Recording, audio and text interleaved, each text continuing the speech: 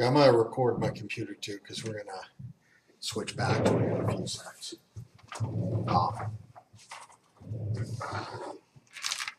So this is our second course or second day. And today we're going to be talking on signals and systems, kind of an overview and what do we need in particular for imaging.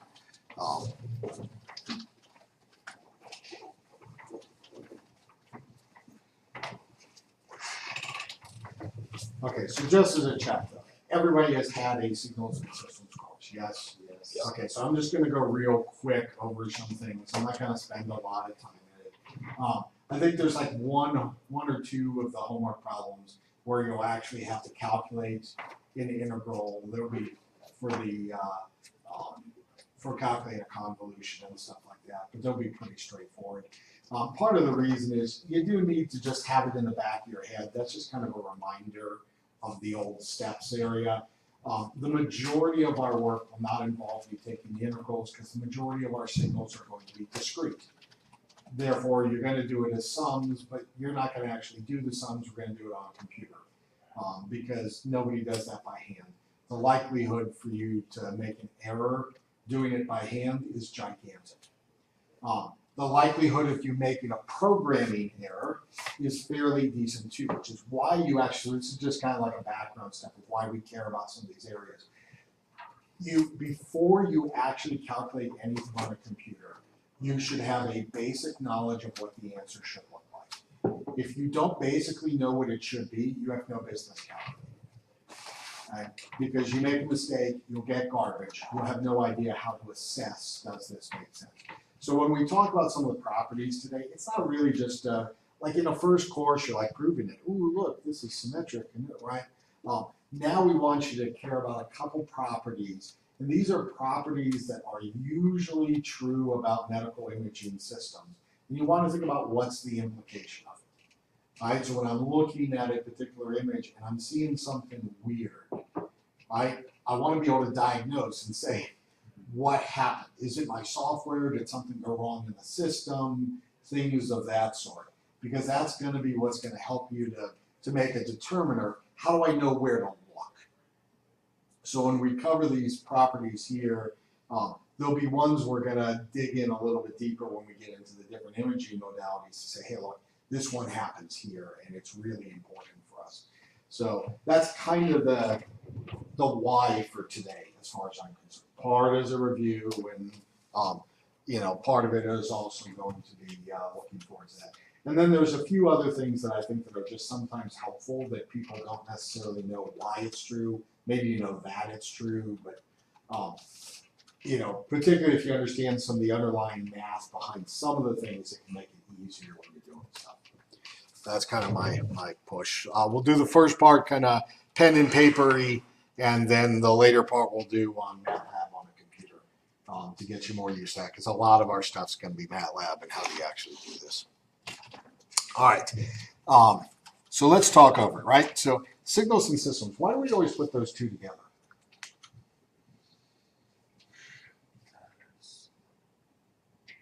Systems. Yeah, that's right. Oh no, I was thinking like a system is only useful when we think of it a signal passing through it. So a signal, so signal is what, or like. Yeah, I mean, to be honest, neither one of them is very useful by themselves, is it, right? I mean, if you think about it, even when we get down to processing things, your processing of it is a system. And what you're processing is a signal. So they are linked together. It's also, if I want to step backwards, right? I might want to go back to something I can't directly measure. And it could be that I've received something, and it's been transmitted through the atmosphere as part of a microwave tower or whatever else. There's going to be a description of the transmitter, of the medium it traveled through, of the receiver, of whatever filters you put on it, so on and so forth. And I want to be able to take a look at how did that change my signal, and maybe then go back and invert those systems and take a look at what should have been sent and things of this sort, right? So they're kind of hooked together in ours. That's really important to us because what we're going to be doing, we're going to know in general the signal I sent, and we're going to in general measure what was received, and I'm trying to figure out the system that's inside. So a classic example of this is just x-rays, right? I know the information about this, the x-ray profile that was sent. I have something that measures the x-rays that are received. The difference between these two is what it passed through. So being able to tease out what is the system in that case is actually the whole problem. What did this pass through that generated it? Because I have no other way of assessing the system, i.e. the body that I'm looking I was at. gonna ask if the system is like physical, like when it has to be physical. Yes, it'll be both, right? So, you know, the body you place inside there is part of the system, but there is really an emitter and there is a detector. We're right now saying, imagine I received perfect signal and sent perfect signal. Right. But as we step further out, we'll say, hey, look, you know, here was the original pulse I did, and here's the transmitter, right? Here's the receiver, and you know, you step back from them. But the process is basically the same, right? So we want to hook them together because that's really what our whole thing is all about. It's the same mathematics, and they really don't make sense talking about them apart from it. I mean, I guess you could abstractly just talk about a signal, but you'd have no way to deal with it or measure it without a system, right? And systems always, you know, are interfering or you know, altering whatever's going on. So let's start off with some what is ideally the basic stuff, but it's actually surprisingly complicated. So if I were to mention to you this, right, delta t, what do I mean by that? Dirac delta function. Okay, so we were talking about Dirac delta function. What's a Dirac delta function? Is it an impulse? Okay, so that's another name we'll give it, right? We'll sometimes call it an impulse function. There's like a lot of different names to it. What is it? It's a signal with a magnitude of 1 in the time domain. Okay, so one in what sense? The like when time is 0, it equals 1, but not anywhere else. So that's for discrete systems. Okay. Right? So on a discrete system, the delta function has a magnitude of 1. Here's the fun part. How about a continuous system? Right? Technically, right, infinity is what's going on, but we don't even specify that. Right? We actually say undefined. Technically, infinity is not within your number system. We use it all the time. Infinity is not part of the reals. Infinity is part of something else called the extended reals. And this might sound like a little bit of a weird distinction I'm making here, because we use infinity all the time, right? But technically speaking, infinity is not in your numbers. Right? You can't actually get there. And when we do use it, we don't actually use it as a number, we use it as a limit. Right? Which technically means you never get there, which is why we can still use it in the reals, because we don't use it as a real. We use it as that thing just outside the real that we're aiming at. And so that's a really important distinction. And it's maybe a little bit pedantic mathematically, but it's extremely important because a Dirac delta function is not a normal function. It's actually what's called a generalized function. And so when you take an integral, what did they teach you for integrals when you took the calculus course? The area under a curve. Area under a curve, right? How'd you get that area? By taking a sum of really small parts. So that's called a Riemann integral, right? So it turns out, you want to calculate the Riemann integral for a Dirac delta function? You cannot. Right. It is impossible. It's infinitesimally small. Yeah, right? So you can't actually get to it. So people then start doing little approximations, right? They'll start saying things like, you know, imagine I've got like a triangle and this is maybe some little distance epsilon on either side, and you know the height here is 1 over epsilon.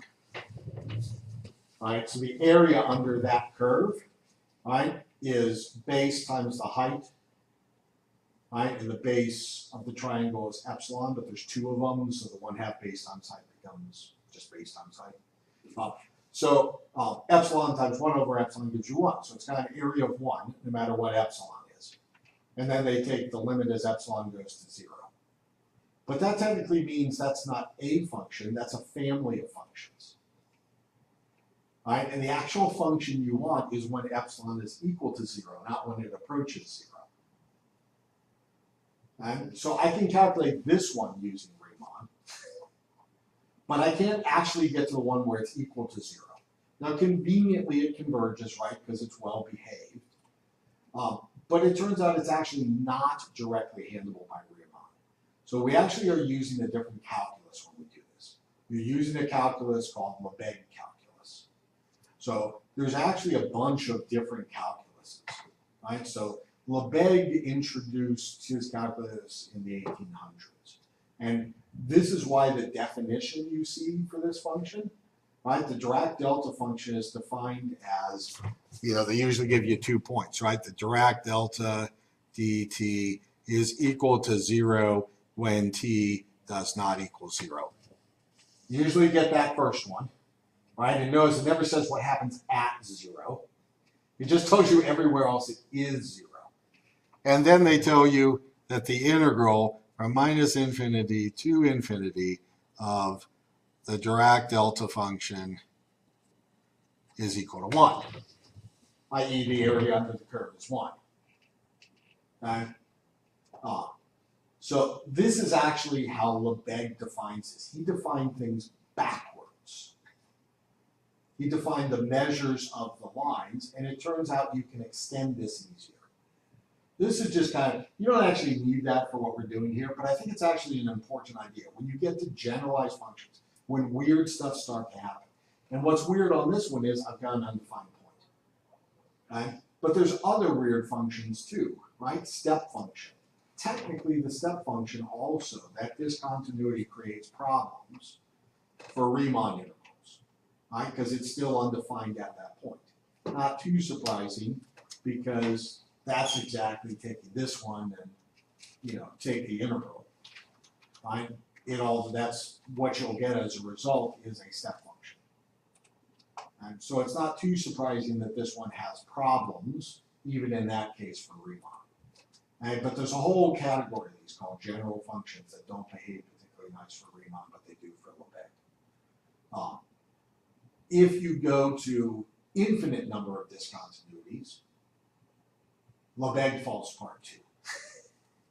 And, which introduces, this is just kind of an overview of calculus if you need to look into stuff in your future. There's another calculus called Ito calculus, right, by a Japanese mathematician, and that one came in the 1900s, and that handles infinitely many discontinuities.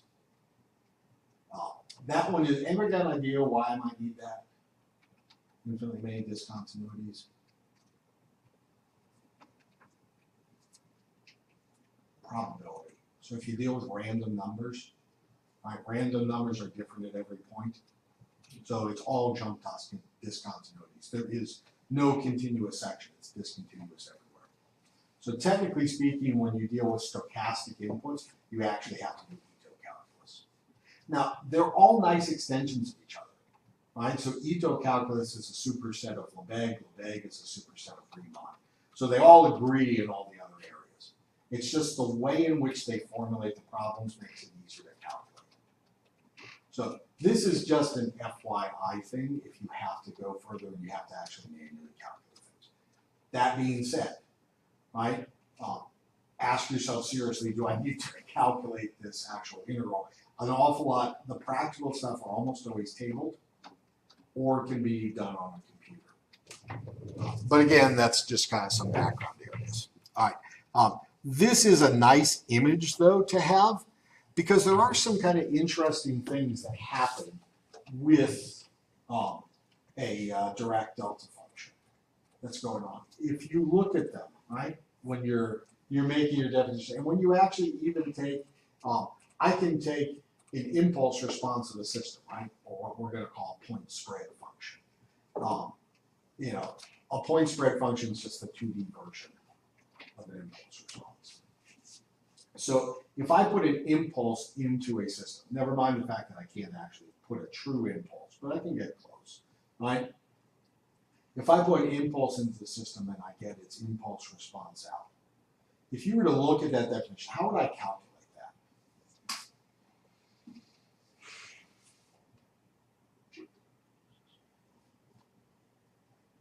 How would I calculate the response of any system? Population influence. Okay, all right? Fourier, yeah. So I could do a Fourier and I could take it into transform space. Yeah. But it's not just Fourier transforms, right? Fourier transforms are a nicer way of doing it. What is the actual mathematical operation to take an input in a system and generate an output? Convolution. Convolution, okay? So convolution we note by this lovely little star operator. It's a type of multiplication, right? So if I were to take some function f and some function g, right, and this gives me h, as a result, what this is telling you is, you know, for instance, I can call this the input and the system, and that's its output. In system output. Right? So that's what it's giving you. Does it matter which one, if the first one or the second one is the input or the system? Does the order matter? There should be a sign difference. On this, order doesn't matter. What you're thinking is when I write this as an integral, right, what's the convolution integral look like? Minus infinity to infinity. F, we usually give a different variable here, say epsilon, or whatever makes you happy. All right, and then I multiply it by g, and what happens inside g? This is where that sign difference comes in, right? Leave a little blank space in yours. I get minus epsilon, right? So this signal is flipped when I'm calculating it, all right? And this, I'm going to integrate across all possible epsilons on these. And I have to do it for a group of shifts, x. So what that's kind of saying, if I've got my original, you know, signal, whatever this is, f, right? You know, and this is my x plane, right? If originally my g function looks like whatever, I'm just going to draw this triangle for simplicity, right? Again, in the x direction. What I'm doing on here is I, in essence, have a flipped version. Actually, maybe I'll wiggle it slightly here just so we see the, oops, I flipped it in space. I want back down, right? I'm flipping it in the x direction, right? So this goes here, and that wiggle goes here, right? So I flipped it in the x, right, area, and then I've got a series of shifts from its start point. Let's call that the origin, right? This is the origin. So if I were to line those up, then I would do shifts, and those shifts would be whatever my x shift is, right? That's the shifting part that's going on. And then I try it for all different shifts and calculate the product of those, right? And the area under the curve of those products is what's going to be the value of point at that shift. Does that make sense? So let's just do a real, so this is like a classic one that's on here. Let's imagine for a sec we go minus infinity to infinity, and let's just take the step response. So let's just do a step function times a step function.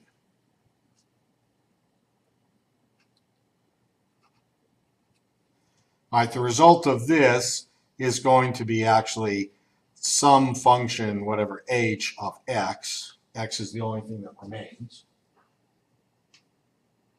So how do I get that answer? The nice thing about this is, and this is true with a lot of these generalized functions, you gotta split it up into chunks. Right? So the first thing you're gonna do when you figure it out is you're gonna look at this and say, hey, look, I wanna set and get this kind of in some time intervals. Actually, let's even, we could do U, that lets me go infinite. Let me just do even simpler. Let me do a rect function. This will make it even prettier. Because we just need a simple example, right?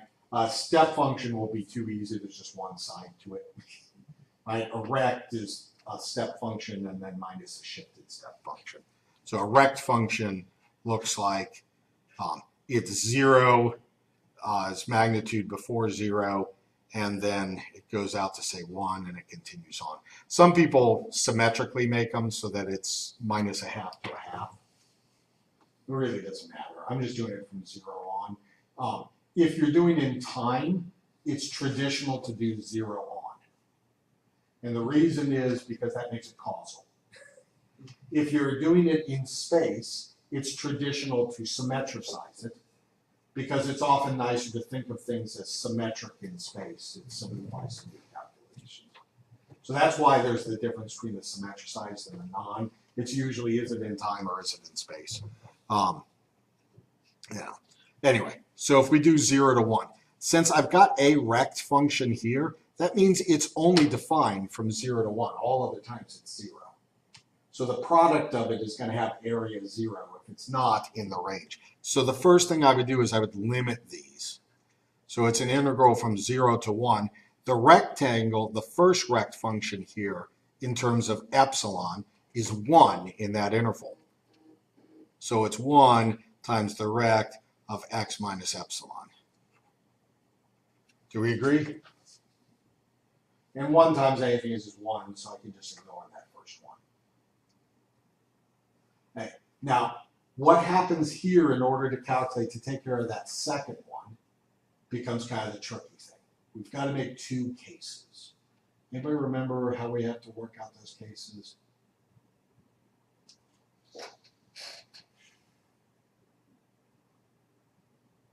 Figuring out the cases is always helpful.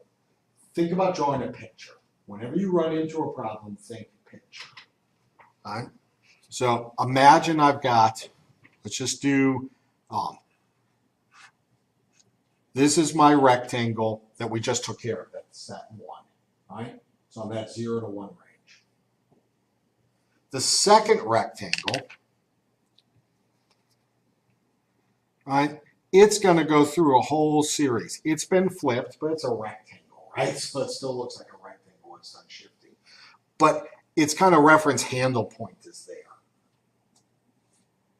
right? And this is kind of the shift that it's going through. Does that make sense? From 0 to that point. Now, I care about the product and the resulting area under the curve of that product. So when it's shifted and they don't overlap any, the product, the area is going to be 0. So you don't care. That make sense? So it only matters when it's overlapping. So the only time I care about it is when that rectangle looks like this and it's overlapped. Because then the area of the product is that little shaded region. Does that make sense? Since this is the handle point, and it's getting a shift of x because that epsilon, the minus tells me to flip in, epsilon is basically my axis. So that's my shift amount. So this has to be the point x. Does that make sense? So that would be x, and this would be x minus 1 would be at the tail point. And this pattern of where it kind of overlaps on the left-hand side of the signal is going to be true as long as x is between 0 and 1. Do we agree? Yes. So I've got case 1. Right? X is kind of between 0 and 1.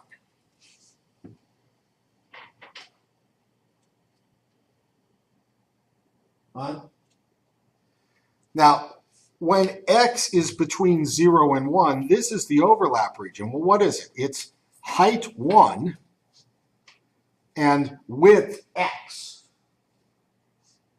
Do we agree?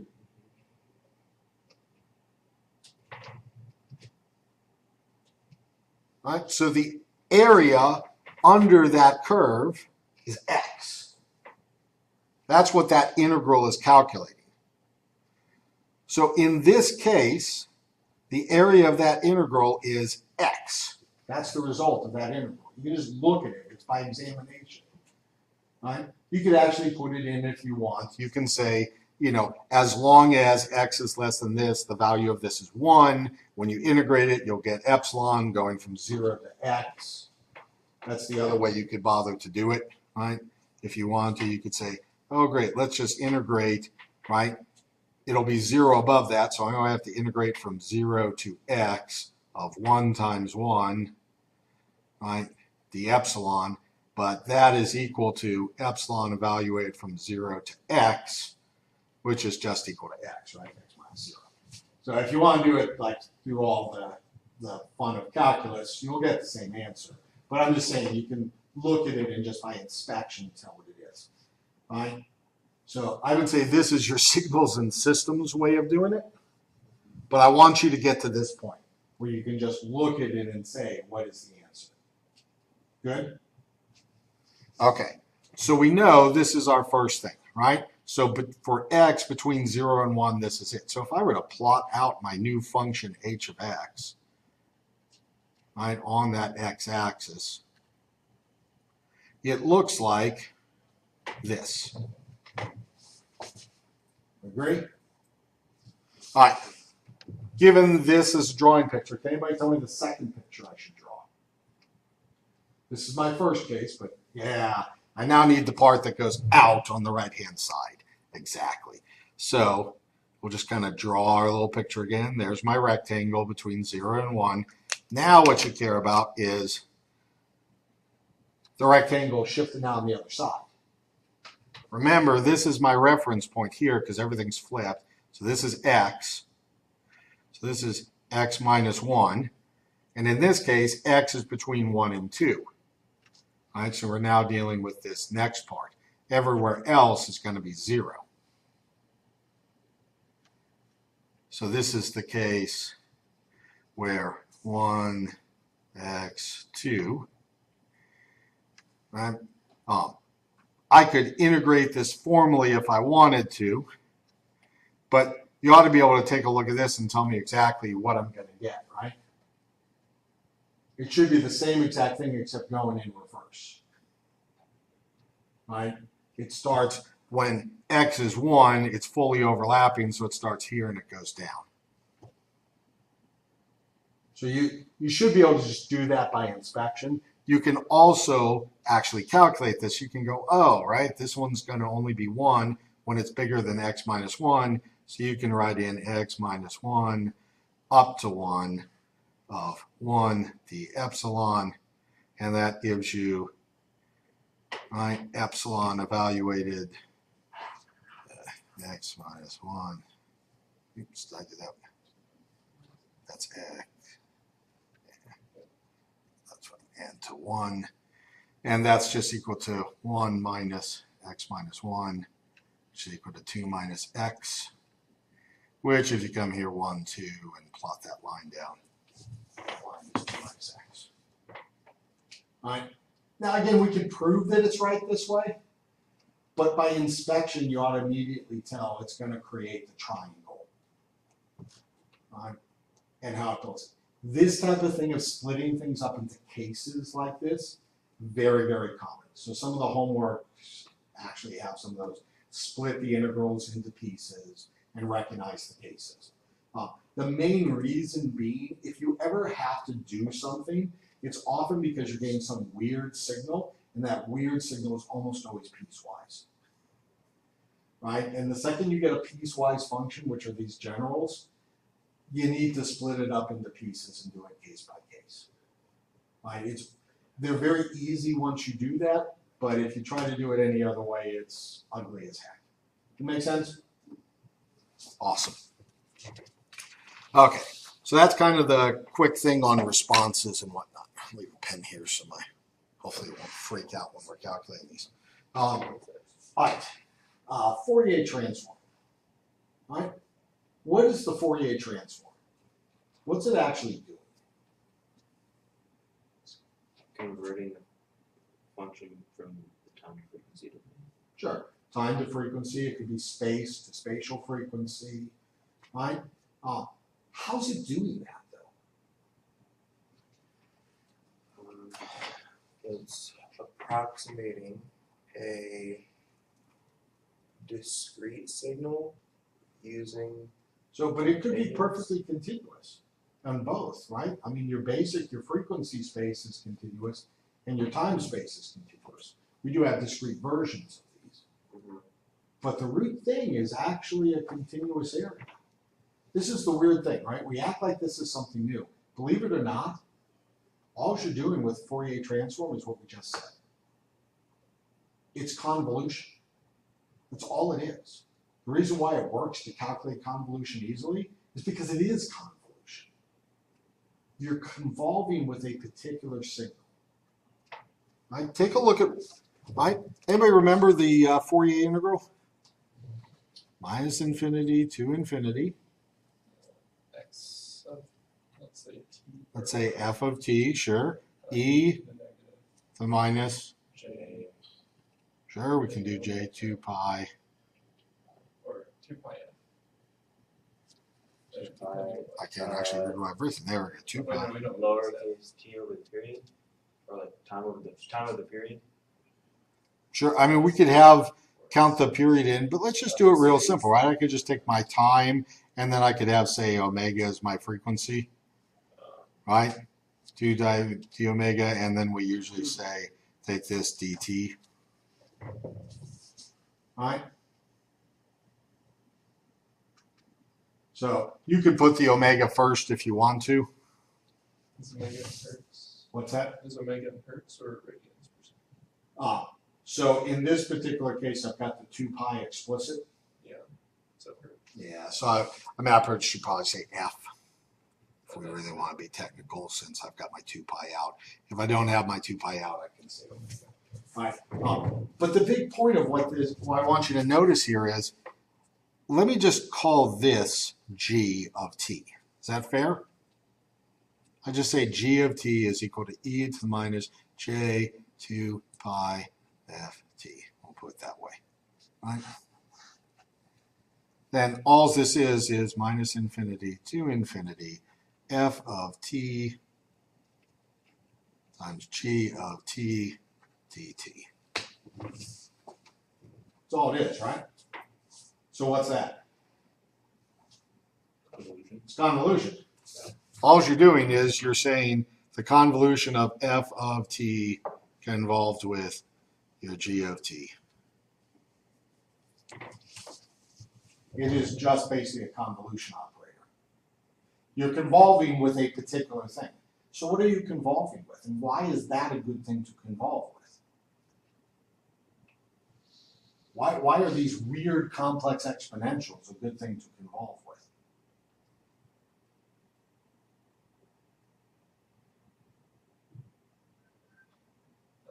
Derivative, it repeats the same thing.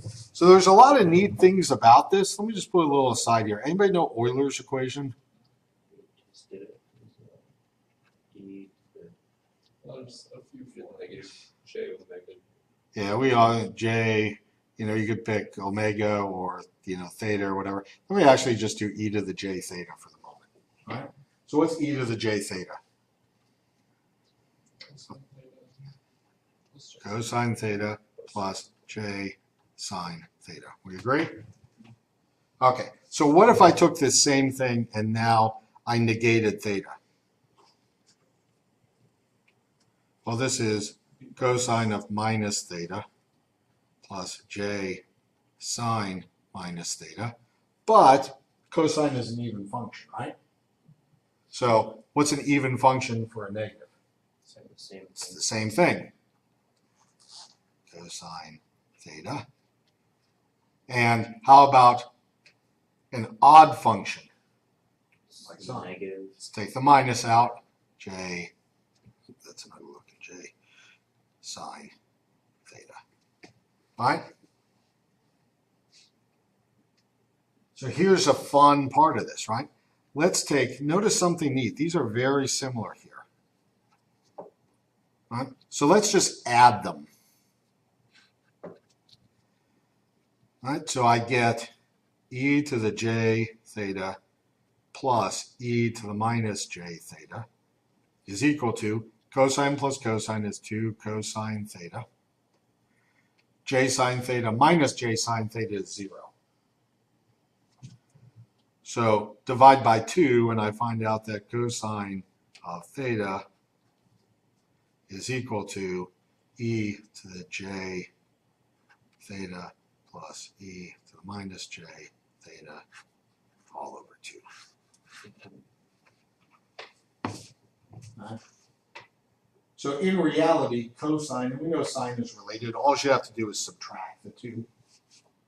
Right? So if you do subtraction instead of addition, you'll get sine, because the cosines will cancel out now. But here's the important thing, right? Sine and cosine as trig functions can be completely rewritten as complex exponentials. Right? Because all we have to do is take that theta we've got there and call it 2 pi f times t, or omega t, whatever makes you happy. Right? And what you're going to get is you'll get trig functions. Right? So when we're just doing a single one of these, since I'm going from minus infinity to infinity, I will hit both sides. Right? So I only have to do one of them. Right? So what you're really doing is you're convolving basically complex exponentials as the root functions of the trig functions with whatever signal you want. And remember, when do you get your peak signal for convolution? When the two functions match. If they're identical to each other in that flip, you're going to get a peak. That's what's called match filters all about, right? You basically use the function you're looking for as it. So what it's saying is, it's saying how similar, that's what convolution is doing, how similar are these two things, right? So it's not only just a response to it, but you respond best to what you are, right? You've got your harmonic. So it's looking at how similar they are, and that's exactly what the Fourier transform is doing. It's calculating and saying, how similar are you, and walks through all the frequencies. All right, so that's why if you've ever seen and they make you calculate those Fourier coefficients and everything, you're just doing this one step at a time when you calculate them. That's all the Fourier coefficients are. But it turns out that's really helpful to us because it's basically point by point calculating the Fourier sequence for us. Does that make sense? As a neat bonus, by actually defining things in this way using Euler's, you can actually go in and drive all the properties you ever wanted of, cosine and sine. All right, so, if you took this definition and you squared this one and you did the one for minus and squared it and you add them together, it'll turn out, everything will cancel out and you'll end up with 1. Yeah. So it gives you cosine squared plus sine squared equals 1. But you could develop every other one that you ever wanted to. You could come in here and replace these thetas with, theta over 2's, and then factor the 2's out by doing a substitution, and you get the half angle formulas. Right? So it turns out these are stupidly useful for doing a lot of calculations like that. Right? Anyway, this is like the easiest way to prove all the trig identities. And it turns out as a side result, it does a great job of basically explaining why we do this. Now, the other half was what you were hitting at, right? Why does this turn out to be a good choice, right? That's what this is, right? That's what it means. It's finding out the similarity basically to these trig functions. But why the heck does that mean anything, right? The first part of that is actually, these are kind of where those neat properties are, right? What is the derivative of some e to the t with respect to t? Well, it's just e to the t. Right? Calculate the derivative of an exponential with respect to the variable, and you get that exponential back. Right? That is profound. This is the only function that that's true for. This is the fixed point in function space for calculus, are the exponentials. The fixed point is the one that defines, it's basically the property. It's the one special function out there for everything. So the reason why Fourier works so nice is because it is exponential is basically the one that drives everything within calculus. It is the root function. So that's why this is such an important one to calculate. And it's going to have some implications from this. So the first one, though, is this. And then we've seen, right, when you take an exponential, if I had an, right, the a out front, I'd get this, right? So if I was taking a look at something and I was feeling, I wanted to, get at, for instance, what is a derivative itself, and take the Fourier transform of a derivative, right, of the actual function, the derivative, I can actually do that on here. And we've seen the derivative property, right? If I take a function and I take its derivative, how do the two relate?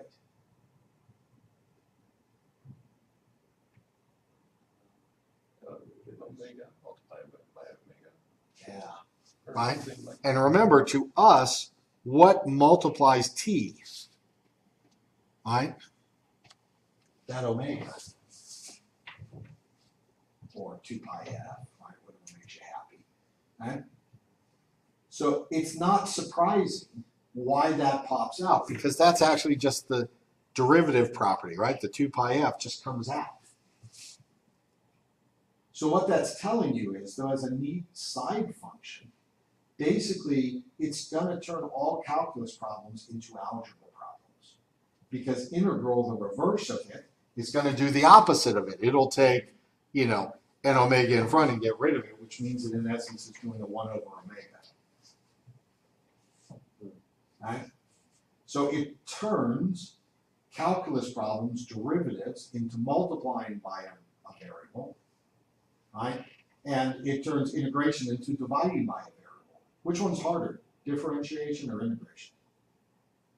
integration. Integration, it's harder, right? There are certain cases it doesn't work, right? Multiplying by a variable, is that ever a problem? How about dividing by a variable? What happens when that variable goes to 0? It blows up. You don't have an answer, right? Maybe you can solve it, maybe you can't. That's why integration is ugly. Because on the flip side, you're in essence getting a divide by 0. Every time you hit those impossible to solve parts in integration, it's divide by 0. That's why it blows up for you. It really is just algebra. Okay?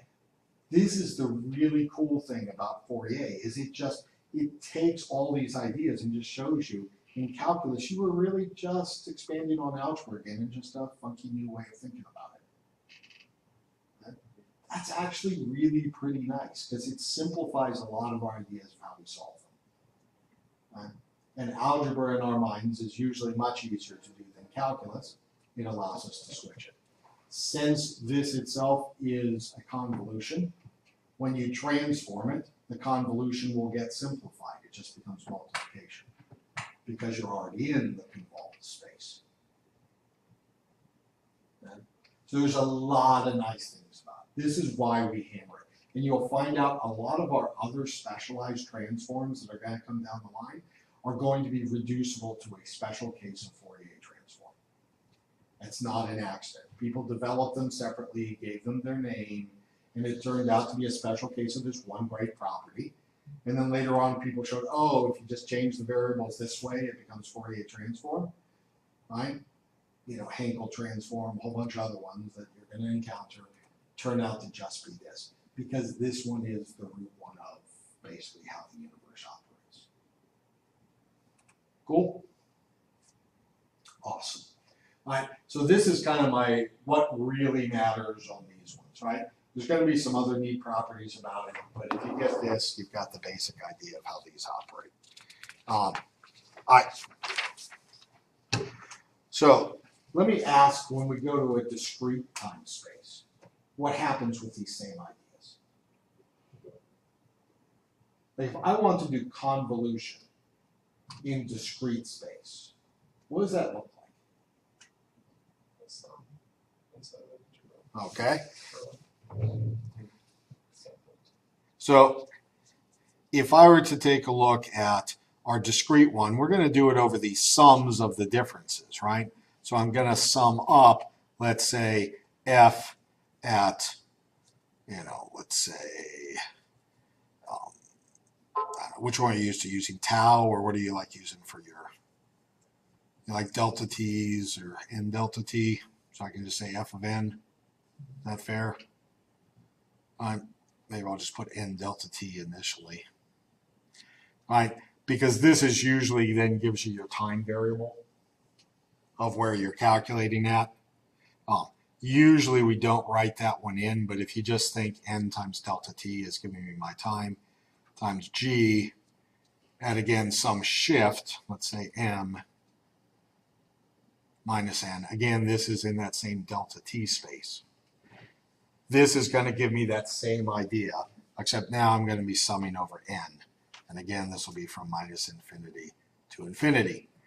But the key thing is, this is my variable.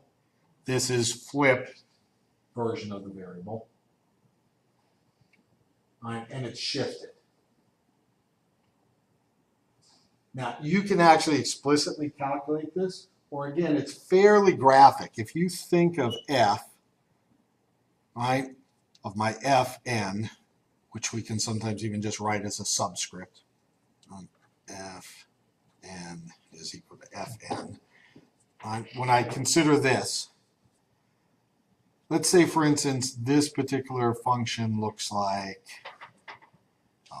let's say, 1, and then 2, and then 3. Fair? For my function, for f. And let's say g of n looks like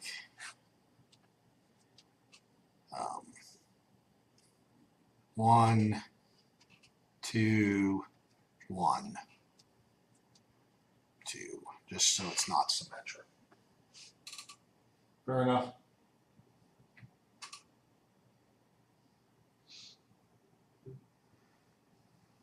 So, how to calculate that summation? All right? Now, do we agree that this is the same, and this is also true for the integral side, right? That I could just do this also this way. You move down a little bit. There you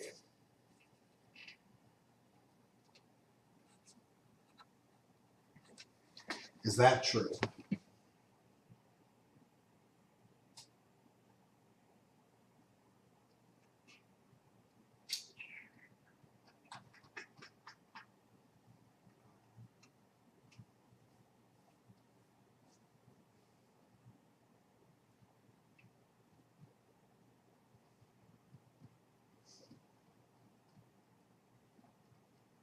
What do we think? I'm going to go for yes. I'm going to go for no. So yes. Okay. We all agree it's yes, but not necessarily. It is true, right? This is that point where I was saying order doesn't matter. Okay? But the reason why it doesn't matter, let me just show you graphically, and I think it'll make a lot of sense what's actually going on. Think back to that original picture, right? I can take f of n, right? So I've got my 1. I'm just going to put a mark here saying that's my origin. I've got my 1, 2, 3, right? And the other one gets flipped. So it is 1, 2, 1, 2. Agree? And then what I can do is I can take these. This is its kind of marker right there. I shift these, and the amount of shift, right, that's going to be my M, right? That's this M one here. This is minus N, that's N, and the shift between them is M.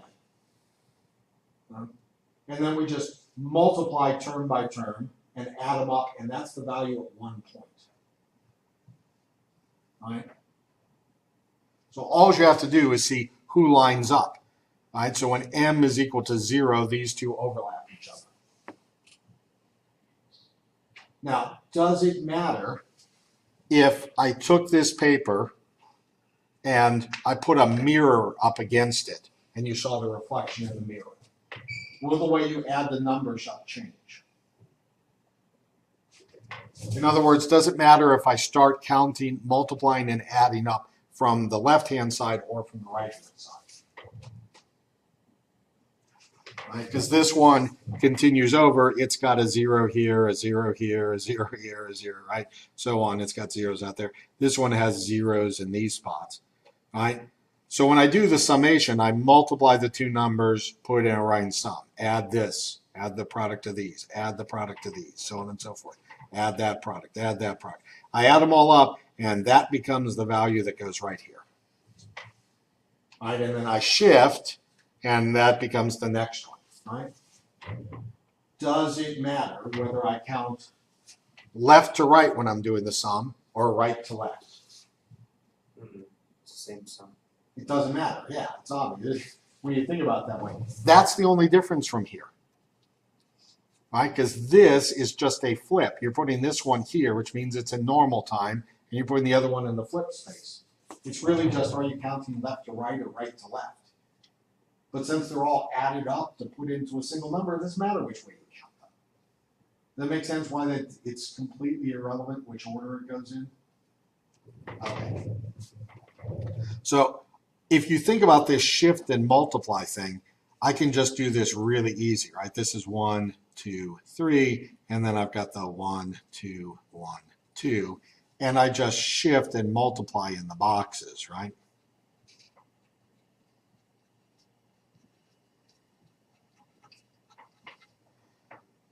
So all I have to do is just overlap them, right? So the first number, when the 2 points that are the origins, that gives me the origin of the first point, I just go 1 times 1, that's 1.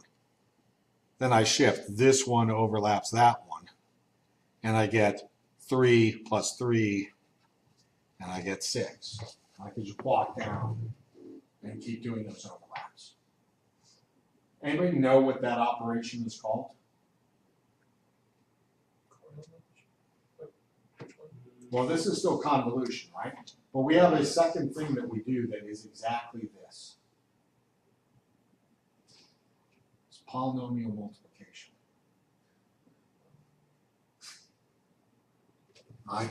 So if I make a polynomial, right, 1 plus 2x plus 3x squared, and I have a second polynomial, 1 plus 2x plus 1x squared plus 2x cubed. And I multiply them together. It is identically the same as convolution. What you get coming out is the sequence of coefficients that go in front of the terms. MATLAB has a function that multiplies polynomials, and this is actually how it does it.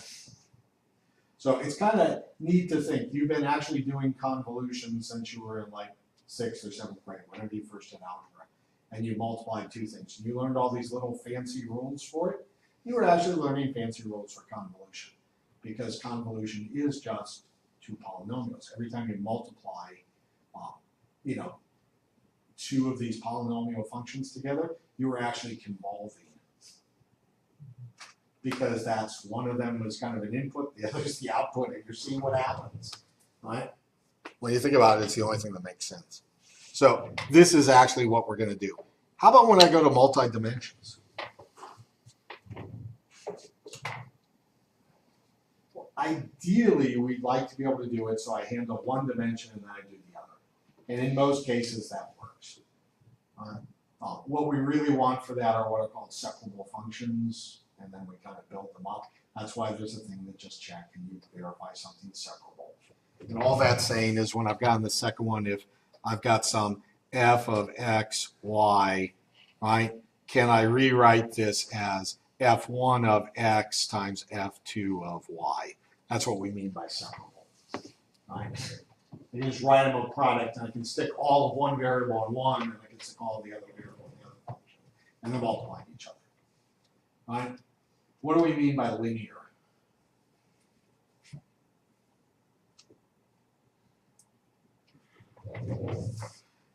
Yeah, if you think about, right, imagine I have two different inputs, right? I've got some f1 and it produces g1 as an output for some system S, right? And I've got some f2 that produces g2 for some system S. If it's a linear system, then A f1 had better produce A g1, and f1 plus f2 had better produce g1 plus g2.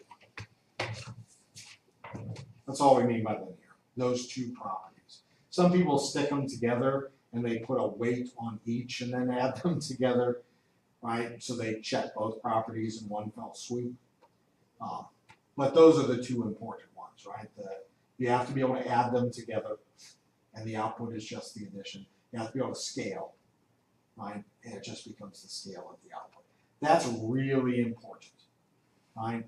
If your system is not linear, we got deep problems. Thankfully, most practical systems are linear or near linear in their behavior. So that's often really nice. And a big part of this is because integration is linear. And since integration is linear, that means that convolution is linear as a basic property, right? So, I mean, this is just an integral. So an awful lot of things are going to turn out to fit this. So it's reasonable to make that assumption. The other one that we've got is the shift invariance. Right, so if you had this same f1 produces g1, it shouldn't matter if I go to f1 of x plus some delta x, then it should produce that g1 at x plus delta x. Right? It should be a nice shifted version of the system. It shouldn't matter when you turn the system on, right, or where it's physically located. If it's in time, it means it doesn't matter when you turn it on. If it's spatially, it doesn't matter where it's located. Right? It should behave the same in different locations. Generally, that's true. There are some systems, if you move outside the center and you're piecing it from one area, that it might not have that property. But for the most part, it does. So these are ones that we really care about, right? So that's ones we'll check, right? Separable, linear, And shifting variant. separable, linear, and We have no chefs. Yay. All right, so those are very common properties we check on. other ones are just kind of nice implications. The book will talk about like parseables. What does parseables tell you? Anybody remember what parseables is? Parseables tells you, it's kind of this weird one. When you look at the Fourier transform, it tells you If I take, some function and it maps, right, in Fourier thing to, let's say, capital F. right? So let's say f of t goes to capital F of omega. There. What you're going to find out is absolute value of f of t squared, right, is going to be equal to the absolute value of f of omega. I put the norm one on here. It doesn't actually matter. So this is absolute value. This is in multidimensional, the norm, right?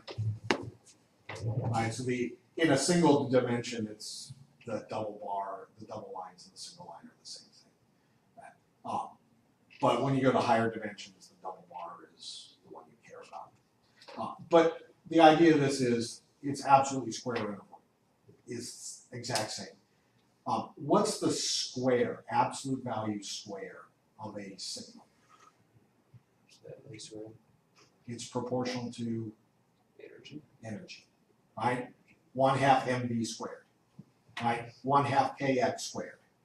Right? You just go through most energy expressions involve the variable in concern squared. Right? You have 1/2 IR squared, right? For the current. Sorry, I squared R, right? Or you could do the same thing in voltage where it's, the V squared over the R. Right? But over and over, energy is squared. What this is saying is the energy of the signal in the time domain is the same as the energy in the frequency domain. So when it does this transformation, it doesn't cause a distortion of the energy metric. And that should be true, right? You can't gain energy just by looking at a signal in a different way. So if we've done our system correctly, the energy shouldn't be changed by how I'm measuring it. Whether I chop it up in time or whether I chop it up in frequency, it shouldn't change anything. And conveniently, this Parseval's just tells us it doesn't. Fair? Okay.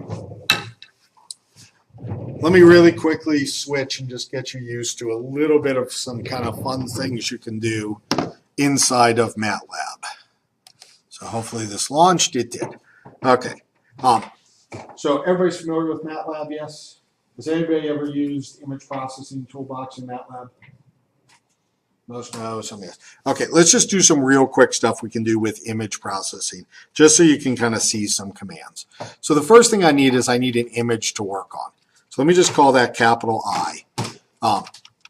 So in medical imaging, we have this concept of a phantom, right? And a phantom is something that's a preset system of known parameters and values that we can use to try to image, and then we can take a look at our results, and we know what the real system is, so we can then compare how well did we do, right? So a phantom is a known image that's out there. MATLAB has taken this exact concept and created a command to generate some standard ones that are out there. Let me just do phantom 100. You notice it recognized what it is. It creates a 100 by 100 image. If you type imshow, it's MATLAB's command to show an image. So we'll just type I, and we see how slow my computer is. There you go. And you see this lovely image. Kind of looks like somebody's trying to do a space alien, right? Looks like something you can see in Area 51 or something of that sort. It's supposed to be a cross-cut section in your brain. Right, with some things. So there's the outer white part you see there is the bone. It's got a similar density. You've got brain. You've got a couple different structures that are in there that are designed to be similar to like hematomas and things of that sort. There's different, you'll see little tiny denser structures that are in there so you can check out resolution. So this is a well-known phantom that's commonly used on discrete side inside computers. So there's also physical phantoms that are out there that are used. This is a very well-known one inside the system. So anyway, you can get an image. We'll just stick this one off to the side here for a sec so we can compare it. Now we want to generate some description of one of our functions. Let's say f. So this I is our input. I'm going to describe some f, and we're going to say this f is going to basically be our thing that's going to act upon this image. All right, so we'll just make a simple blur in this case. So we want to use a command, f special, and inside this we can give it a series of different things to tell it what is the particular function we're generating. So we're going to do an averaging filter. And once we've told it an averaging filter, it helps if I can spell, average. Then we have to tell it how big the filter is. Let's make it a 5 by 5 filter. right? So that means this average, it's gonna average every group of pixels 5 by 5. So it'll make a 25 kind of pixel area that it's gonna average into one point. Make sense? All right. We close this, put a semicolon.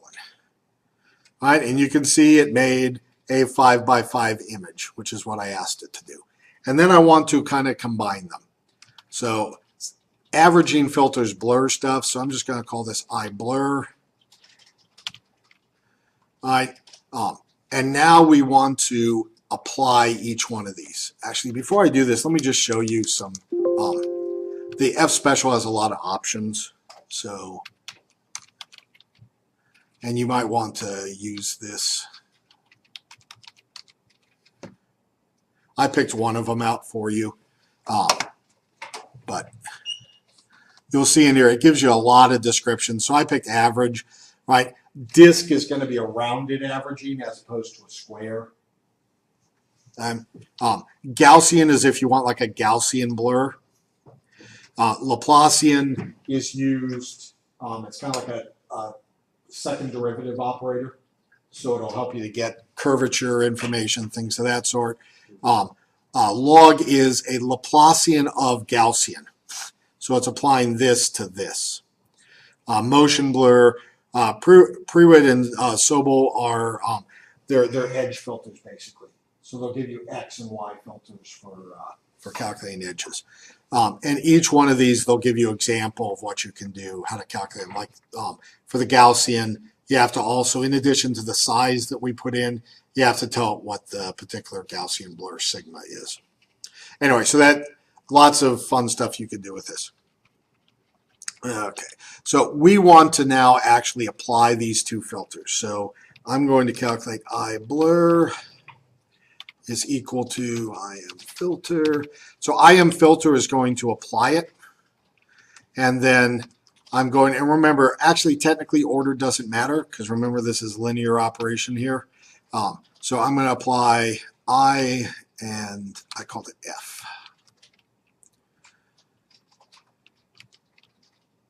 So it creates a blurred, and notice it did 100 by 100. Is that correct? No. What should it be? 104 by 100. Yes, 104 by 104. Why 104 by 104? Because we started, when they were overlapping, they started right here. Yeah. And then ended right here. Yeah, it cuts the overlaps, right? And so technically speaking, you take the size of the one plus the size of the other minus 1 because it's discrete, it has the overlap. Right, so that's why you get the 104 by 104. This one is the centralized. Very often, people keep using the same size image, and those little blurred outer edges are not the most important thing. So more often than not, people want to keep the same size. So it'll, by default, pick the center point. You can also tell it to take the whole thing. But let's take a look at what this does. So I'm going to make a new figure because I don't want to overwrite the other one. And then I'm going to do an image show and give it iBlur.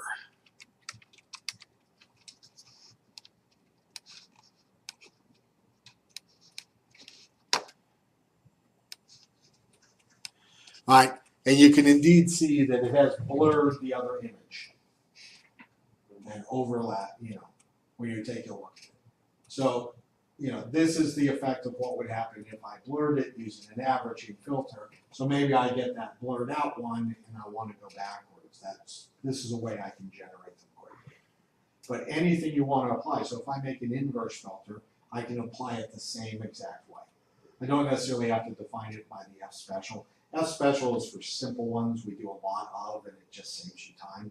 I technically could have put, for the F special for this, I could have done ones 5 by 5 and then divided by 25.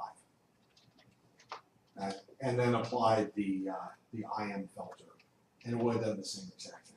So you don't have to use F special. It's a shortcut to make some kind of standard filters that are out there. Right? But we'll make a lot of different filters, and we'll find some other special techniques for reversing stuff. But these are some very common things that we have to do. All right, do we feel comfortable?